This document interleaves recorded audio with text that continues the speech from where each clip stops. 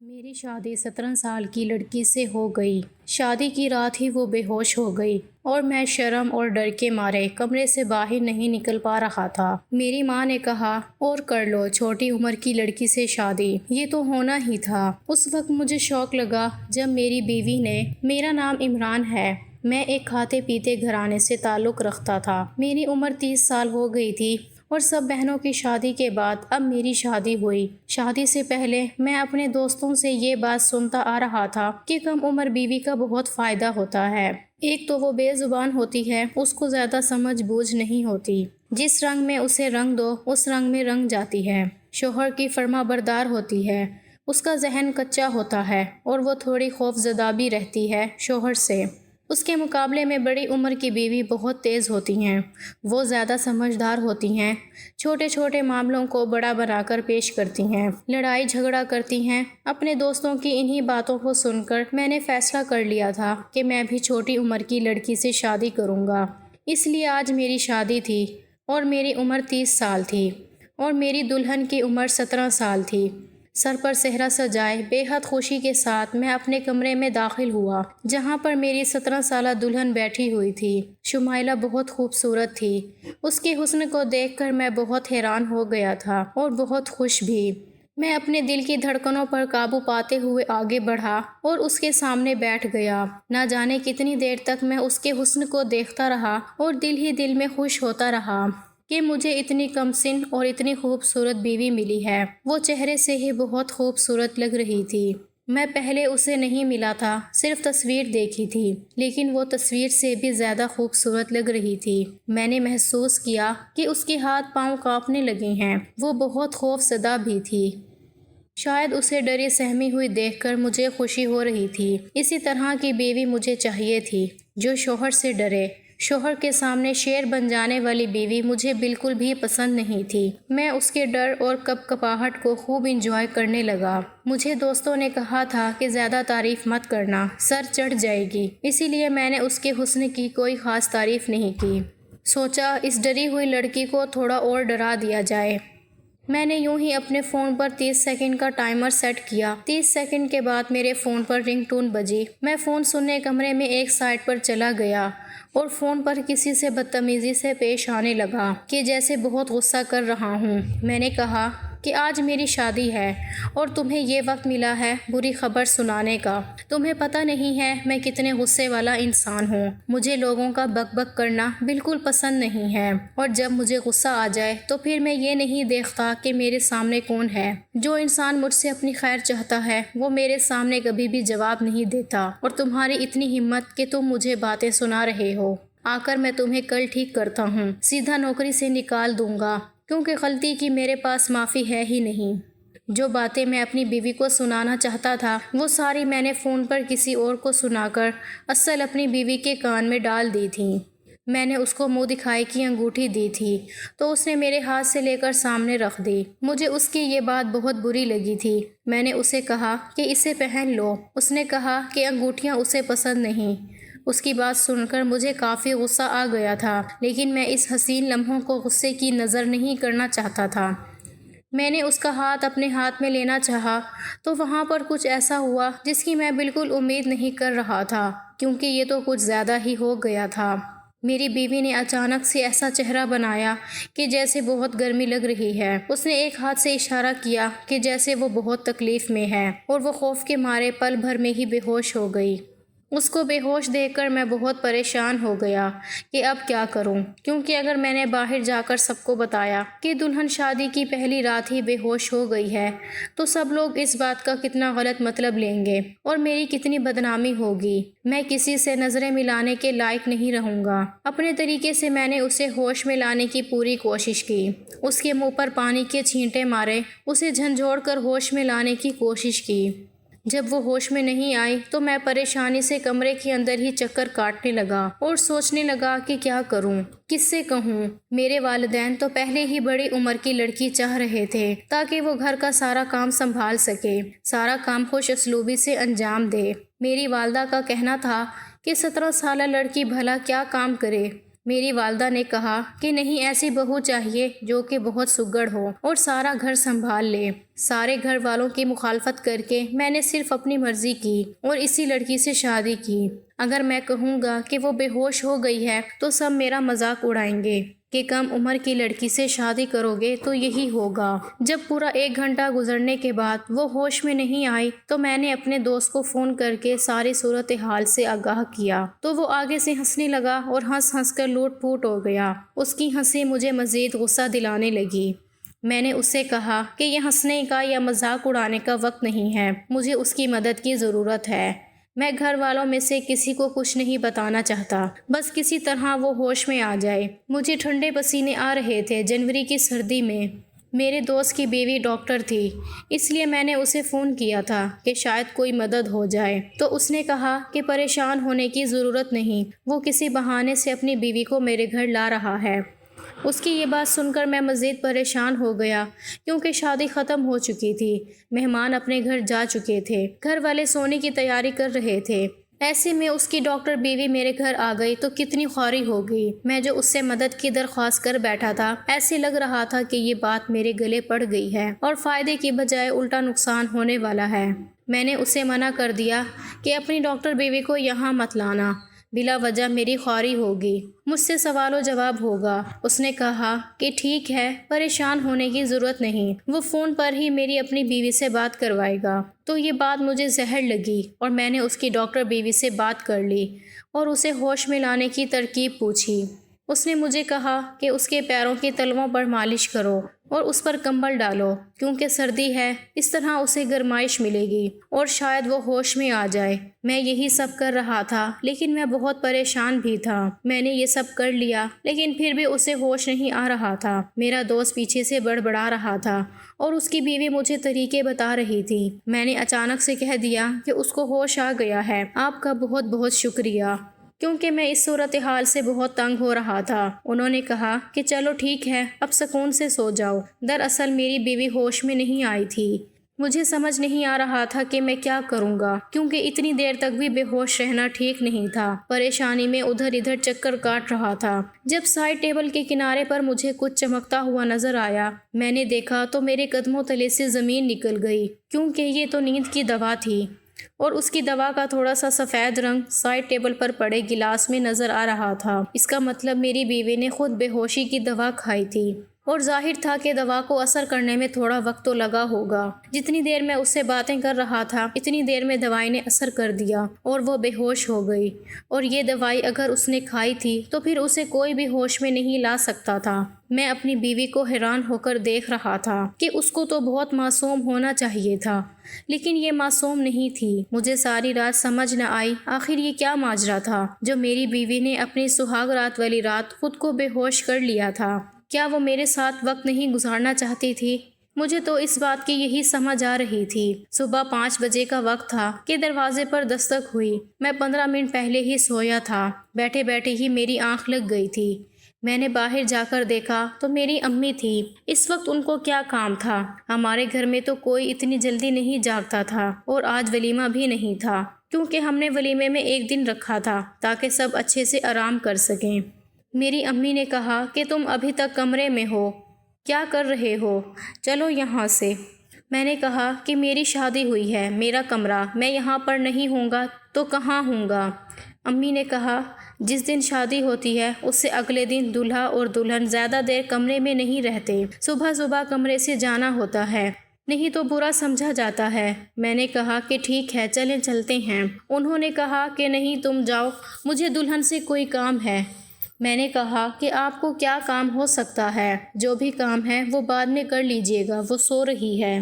میں نہیں چاہتا تھا کہ میری ماں کو پتہ چلے کہ میری بیوی بے ہوش ہو چکی تھی کیونکہ انہوں نے یہی سمجھنا تھا کہ وہ میری وجہ سے بے ہوش ہوئی ہے۔ میری ماں نے کہا کہ پاگل شادی تو نے کرا لی ہے لیکن باریک باتوں کو نہیں سمجھتا۔ اگلے دن دلہن سے ایک بات پوچھنی ہوتی ہے، میں وہی پوچھنے جا رہی ہوں۔ اپنی پسند سے لڑکی لائے ہو، خاندان کی لڑکی ہوتی تو یہ سب کرنے کی ضرورت نہ ہوتی۔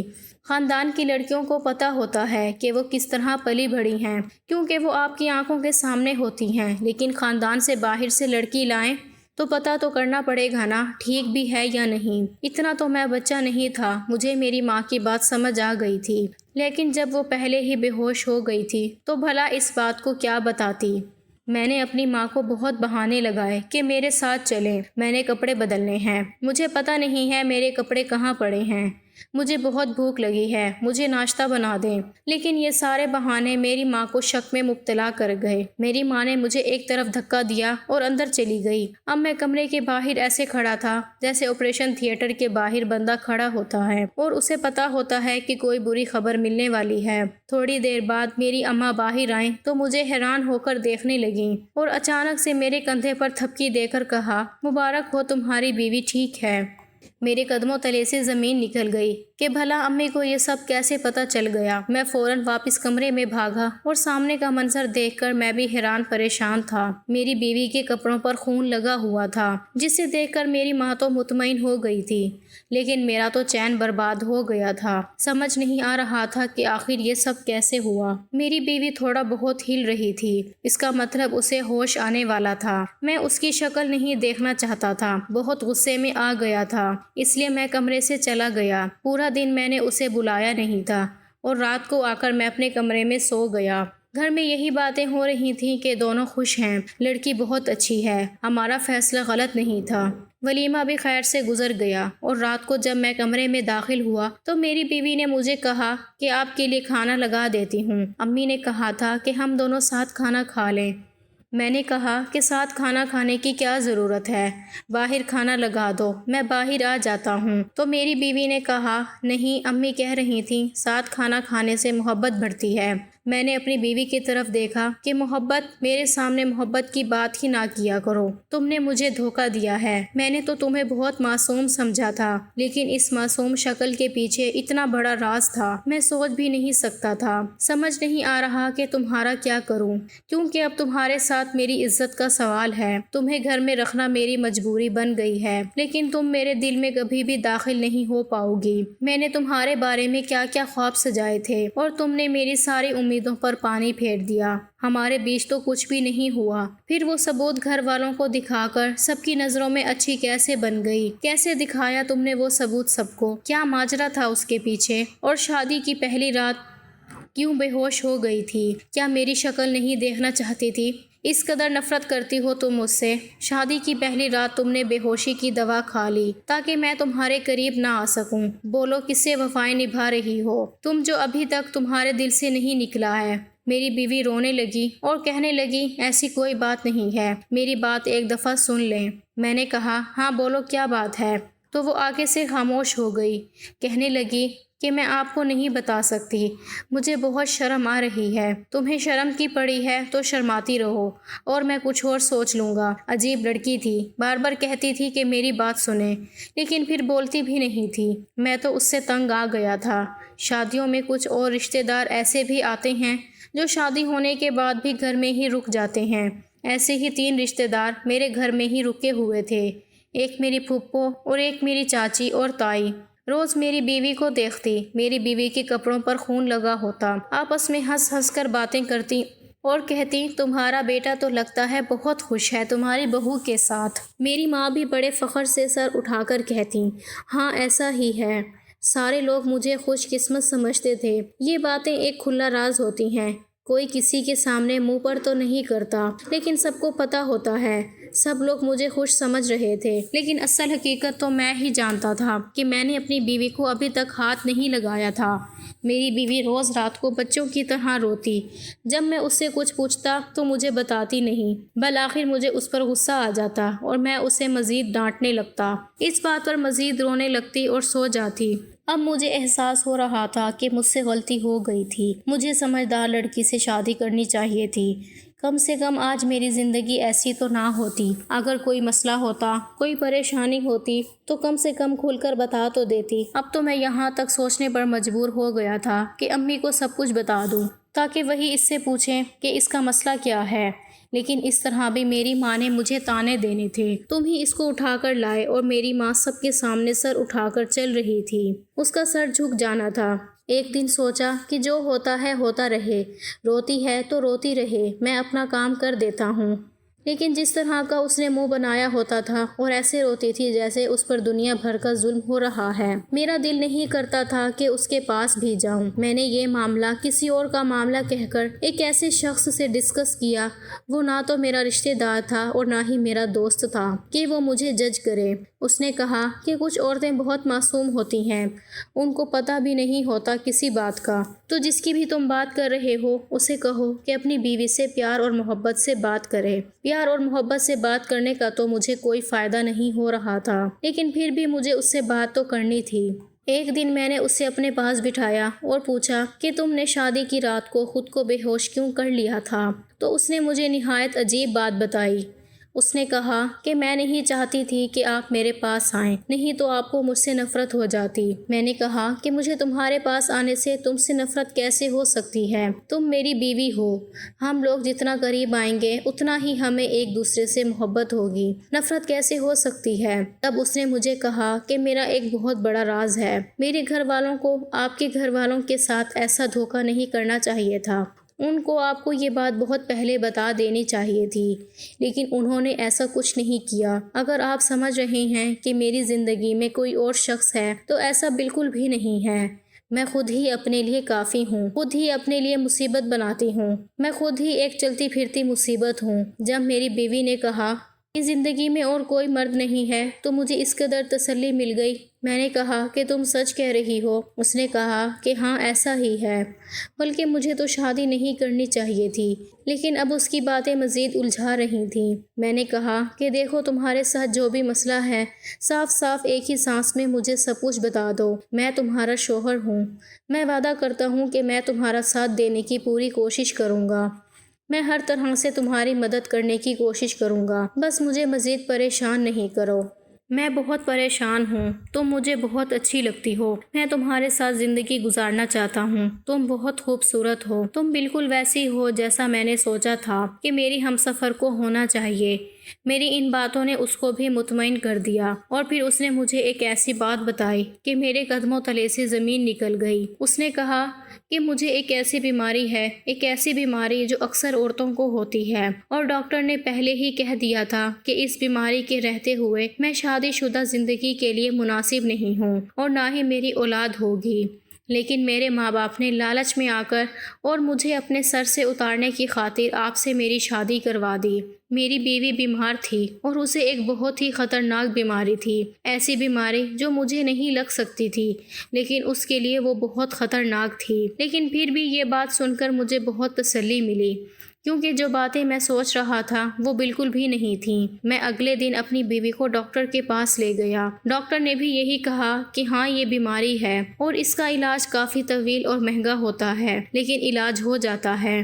ڈاکٹر نے یہ بھی کہا کہ اس بیماری کے رہتے اکثر عورتیں ماں نہیں بن سکتی۔ ایسی بات نہیں کہ بالکل ماں نہیں بن سکتی، کچھ عورتیں اس بیماری کے ساتھ بھی ماں بن جاتی ہیں۔ یہ ہمارے معاشرے کی ایک کمی ہے کہ یہاں پر ایسی بیماریوں کے بارے میں نہ تو بات کی جاتی ہے اور نہ ہی علاج کے بارے میں کسی کو پتہ ہے، بس عورت کو برا کہتے ہیں کہ اسی میں کوئی خرابی ہے، تبھی اس کے ساتھ یہ سب ہو رہا ہے، تبھی تو آپ کی بیوی اتنا ڈری ہوئی تھی۔ ڈاکٹر نے مجھے یہ بھی کہا کہ جب تک عورت کسی ایسی بیماری میں ہوتی ہے تو وہ نفسیاتی طور پر بھی بہت ڈسٹرب ہوتی ہے۔ آپ اپنی بیوی کا بہت زیادہ خیال رکھیں، اسے بتائیں کہ یہ سب کچھ نارمل ہے، صرف اس کے ساتھ نہیں ہو رہا ہے، دنیا میں بہت سی عورتوں کے ساتھ ہوتا ہے۔ میں نے ڈاکٹر سے کہا کہ میں اپنی بیوی کا بہت خیال رکھوں گا، کیونکہ وہ ہی میری ہم سفر تھی اور اس نے کوئی غلطی نہیں کی تھی، وہ بہت اچھی لڑکی تھی۔